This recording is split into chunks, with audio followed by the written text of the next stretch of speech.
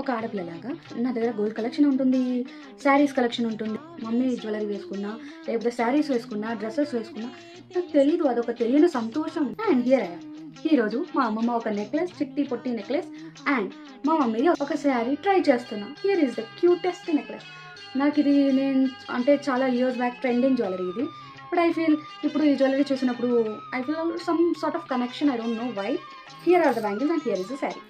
ఈ శారీని, ఈ బ్యాంగిల్స్ని అండ్ మా అమ్మమ్మ చిట్టి పొట్టి జ్యువెలరీని, ఈ శారీ వచ్చేసి మా మమ్మీది.